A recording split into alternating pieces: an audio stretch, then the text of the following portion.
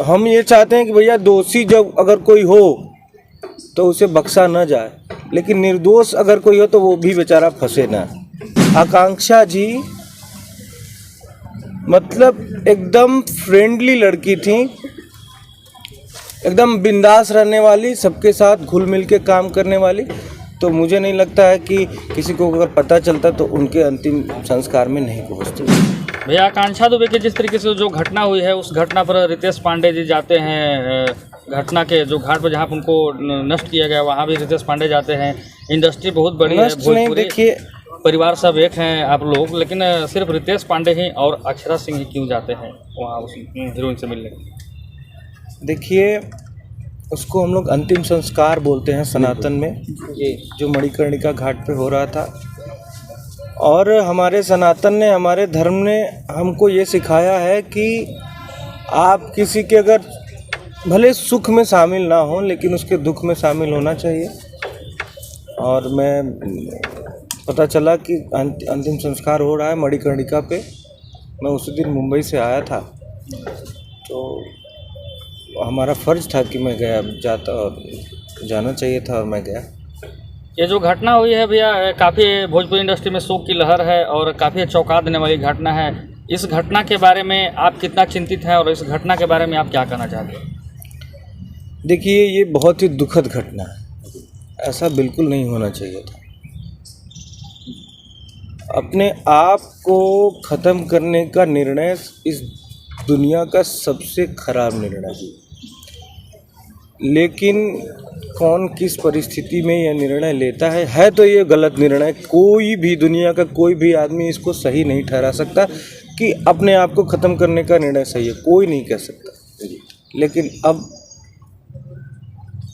जाने वाला तो चला गया, वो किस परिस्थिति में ऐसा कदम उठाया भगवान जाने। ऊपर भगवान है, नीचे कानून है, संविधान है हमारा, हम जिस देश में रहते हैं यही पता लगाएगा।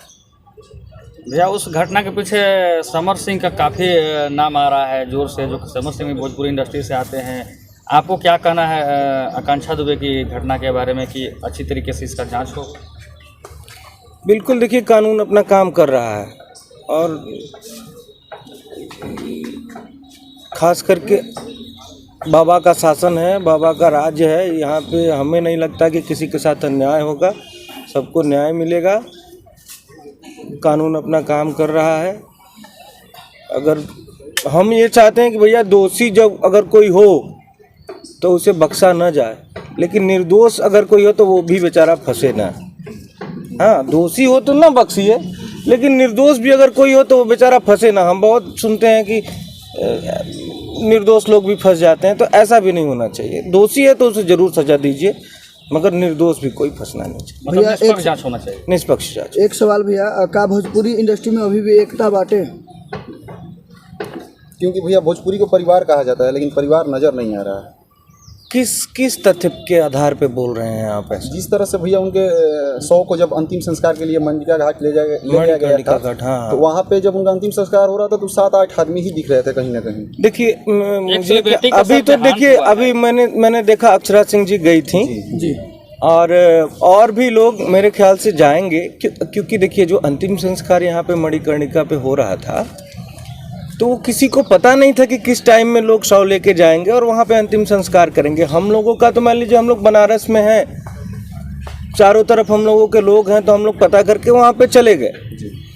लेकिन और लोगों को पता नहीं था। जैसे हमसे अभी कल या परसों ताराचंडी महोत्सव था, वहाँ पे कल्लू जी हमसे मिले थे। उन्होंने हमसे पूछा आप गए थे? मैंने बोला हाँ गए थे। वो बोले हमें पता ही नहीं चला, नहीं तो हम भी आते। तो हमें उसी समय ये लगा कि बहुत सारे लोगों को पता ही नहीं था, इसलिए वो लोग नहीं पहुंच पाए। देखिए सिक्के के दो पहलू होते हैं। कुछ भी आप लोग खास करके मीडिया से हैं, मीडिया बंधु हैं, आप लोग कुछ भी लिखने से पहले, चलाने से पहले ना एक बार उस दूसरे पहलू को भी सोचा करिए कि आदमी अब यहाँ पे कोई भी सोशल मीडिया पे ये न्यूज़ तो आया नहीं था कि इतने बजे हम लोग जाएंगे, आप लोग पहुँचिए। तो जानकारी के अभाव, मुझे ऐसा लगता है कि जानकारी के अभाव में भी बहुत सारे लोग नहीं पहुंच पाए। नहीं तो हमारे बनारस में भी काशी फिल्म संस्था है, बहुत सारे हमारे, अगर मुझे भी लगता है इस सेट पे जितने सारे लोग हैं, अगर उन लोग को पता होता तो मुझे लगता है कि इसमें से 50% लोग तो जाते ही। आकांक्षा जी मतलब एकदम फ्रेंडली लड़की थी, एकदम बिंदास रहने वाली, सबके साथ घुल मिल के काम करने वाली। तो मुझे नहीं लगता है कि किसी को अगर पता चलता तो उनके अंतिम संस्कार में नहीं पहुंचते। जिस तरह से भैया उनके बॉडी को जब होटल से लेके जाया जा रहा था, एक पिकअप में लवारिस की तरह उनके लाश को जब इस तरह से लेके जाया जा रहा था, क्या एक एम्बुलेंस नहीं हो सकता था? मैं ये जानना चाहता हूँ। ये तो देखिए प्रशासन का काम है, ये प्रशासन के अंदर का मामला है, उस पर टिक्का लेकिन टिप्पणी भैया करना सेलिब्रिटी थी, इंडस्ट्री की वो भी थी, सेलिब्रिटी थी, जो कुछ ऐसे कुछ नहीं है उनको तिरंगा में भी लपेट कर ले देखिए जाएगा। भैया, हमारे ख्याल से जो शासन प्रशासन और संविधान की नज़र में हम सेलिब्रिटी हैं या कुछ भी हैं, सारे नागरिक एक समान हैं। हम आप ये सब लोग एक समान हैं। सेलिब्रिटी हैं, ठीक है, ये जनता का प्यार है, लेकिन मुझे नहीं लगता कि संविधान की नज़र में, कानून की नज़र में कोई अलग है। जो अगर मैं सेलिब्रिटी हूँ, मैं कोई अगर गुनाह कर दिया और वही गुनाह आप सेम किए तो सेम सज़ा हमारे लिए भी है और सेम सज़ा आपके लिए भी। हमारे आपके में कोई अंतर नहीं है। भैया एक बहुत छोटा सा सवाल रहेगा आपसे। श्रीदेवी कुछ दिन पहले डेट करती हैं, जो कि हिंदी इंडस्ट्री से आती है, वो भी दारू पीकर मर गई, तो उन्हें तो तिरंगा में लपेट कर न जाने कौन कौन से चीज़ किए गए। तिरंगा में लपेटा गया था, मुझे तो इसकी जानकारी नहीं है। श्रीदेवी जी को तिरंगे में नहीं लपेटा गया, नहीं, इसकी जानकारी नहीं है। और वो दुबई में शायद उनका देहांत हुआ था।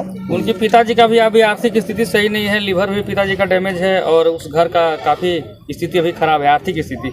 उसको लेकर भोजपुरी इंडस्ट्री से आप लोग मदद करेंगे उनका?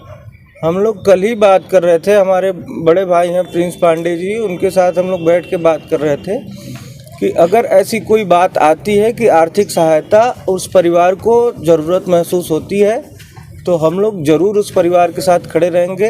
किसी भी परिस्थिति में आर्थिक सहायता देने के लिए अगर कोई भी बात हो तो हम लोग रेडी हैं।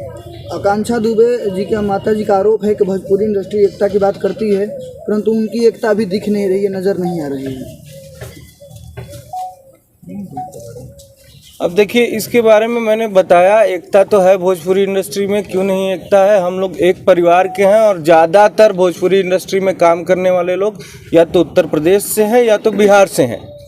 और आप समझिए कि बोली एक है हमारी, बोली एक है। अगर आप देश से बाहर जाते हैं एक तरीके के बोलते हैं, अरे यार, अगर आप देश से बाहर चले गए, दुबई, दोहा, कतर या मलेशिया या जो भी है, लंदन वगैरह, तो अगर आपको कोई आदमी भोजपुरी बोलता दिख जाएगा, अरे यार तू तो हमारे और के बड़ा हम, तो ये एकता होती है। तो हम लोग तो भोजपुरी साथ में बोलते हैं, भोजपुरी इंडस्ट्री में कार्य करते हैं। आज सबका घर चल रहा है भोजपुरी इंडस्ट्री की बदौलत, तो एक परिवार तो हम लोग हुए ही। अब ये है कि किस बात पे किसका मत मिलता है। अगर हमारा आपसे मत नहीं मिल रहा है तो ज़बरदस्ती तो नहीं मिला सकते ना। कौन किस मत का है, कौन क्या सोचता है, इस पे अपना सोच आदमी दूसरे पे थोप नहीं सकता है। हमारे भोजपुरी इंडस्ट्री में अभी 3 सांसद हैं, इन्हीं का अभी कोई बयान नहीं आया है। अक्षय दुबे का किस मामले में? आकांक्षा दुबे में उनकी मां के क्या नाम था कि 3 सांसद है, वो भी भोजपुरी कलाकार हैं। दिनेश लाल यादव, रवि किशन जी और मनोज तिवारी, लेकिन उनका किन्हीं का बयान नहीं आया अभी तक। किस मामले में? इस मामले में क्या मतलब? मां का आरोप है कि भोजपुरी से 3 सांसद है जी, कोई आवाज़ नहीं उठा रहा है। यूपी के मामले में बोल रहे कि यूपी में हम हैं और सरकार से मांग करते हैं और 3 सांसद हैं भोजपुरी इंडस्ट्री से। हमने तो देखा था दिनेश भैया का पोस्ट, और भी बहुत सारे पोस्ट देखे थे, उन लोगों ने पोस्ट तो डाले थे। अब हो सकता है कोई उनका निजी कारण हो जिसकी वजह से अभी नहीं कर रहे हो सकता है कि कर भी रहे हों। इसके बारे में हमें कोई जानकारी नहीं है, इस पर कोई टिप्पणी क्या नहीं कर रितेश पांडे जी इस केस में सीबीआई जांच की मांग करते हैं? बिल्कुल, अगर परिवार संतुष्ट नहीं है आपके पुलिस के जांच से, वैसे मुझे लगता है कि उत्तर प्रदेश पुलिस बहुत सक्षम है। अगर आप उत्तर प्रदेश की पुलिस के जांच से और कार्रवाई से संतुष्ट नहीं है तो ठीक है, हम लोग सीबीआई जांच की मांग करते हैं। आपको क्या लगता है किस कारणवश आकांक्षा दुबे जी ने सुसाइड किया होगा? क्योंकि उनके पास शोहरत थी, दौलत भी था, फैन फॉलोइंग था, सब चीज़ मौजूद था। आपको क्या लगता है क्या कारण हो सकता है कि एक देखिए, अब मैं पहले ही बोला कि जाने वाला तो चला गया, उसके मन में क्या था वो उसके साथ चला गया। अब हम अपने क्या कयास लगाएं? ये कयास लगाना गलत होगा, क्योंकि ये सबसे बड़ा डिसीजन है ना, अपने आप को ख़त्म करना सबसे बड़ा डिसीजन है। तो इसको लेने के पीछे क्या मानसिकता रही होगी, कितनी पीड़ा रही होगी, हम आप कह के इसको समझा नहीं सकते, बोल नहीं सकते। भैया आने वाले जनरेशन के लिए आप क्या कहेंगे कि ऐसा कदम ना उठाए? हम आने वाले जनरेशन के लिए यही कहेंगे, भैया ये जीवन बहुत अनमोल है, जी। बड़ा भाग मानुष तन पावा, बहुत अनमोल है जीवन। आप सब कुछ कर लीजिए, इसे ख़त्म ना करिए। आपको नहीं मन लग रहा है इस सांसारिक जीवन में, त्यागिए ये सब, भगवा पहनिए, मटकी उठाइए, जाइए हिमालय में तपस्या करिए, धर्म की सेवा करिए। चाहे आप जिस धर्म से आते हो उस धर्म की सेवा करिए, धर्म का प्रचार करिए, धर्म के लिए जीवन अपना दे दीजिए, प्रभु को समर्पित कर दीजिए, लेकिन उसको ख़त्म ना करिए। ख़त्म करेंगे, ख़त्म करने से क्या, आपसे जुड़े लोग कम से कम जिस किसी के ऐसा ख्याल तो पहली बात आना नहीं चाहिए। आने वाले जनरेशन की आपने बात किया, तो अगर आए भी तो अपने माँ का, बाप का, अपने परिवार का मुंह देखें, और अपने आप को ख़त्म करने से अच्छा है कि ये सांसारिक जीवन छोड़ के कहीं और चले जाएं। कम से कम परिवार वालों को और आसपास के लोगों को संतुष्टि तो रहेगी कि ठीक है, धर्म के काम के लिए गया है, अच्छा कार्य कर रहा है।